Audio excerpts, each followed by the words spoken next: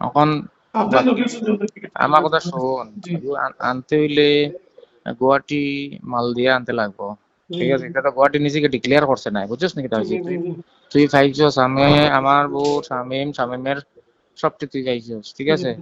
ইনো বিভিন্ন জন মস্তাকে পাইতো না ভোট, এটাতে মস্তাকে দিছে নাই তো। ও তোমার গুলশনও আছিল, গুলশনে দিলে দিতে পারে। বাকি ভোট বাটাবাটি হয়েছে, তুই যদি হাল ছাড়ি দিয়ে গোল খাইবে।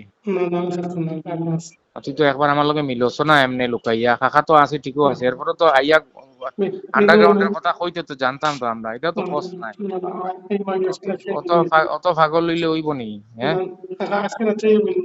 বুঝছিস কিতা হয়েছে? এখন তুই রাত্রে কিতা করতে, তুই আবার শামিমের লগে মাত ফইজা কেমনে দিতে হবাই দিয়া শামিম স্যার লগে মিলি যাইছিস রাত্রে সকালে মিলেইছ?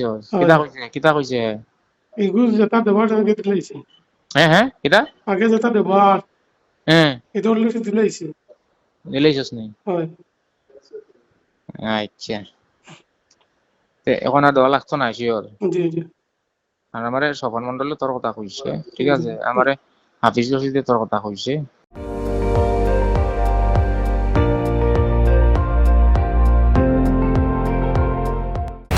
আপুনি চাই আছে ND24, সৰ্বশ্ৰেষ্ঠ নহয় সৰ্বোত্তমৰ দৌৰত।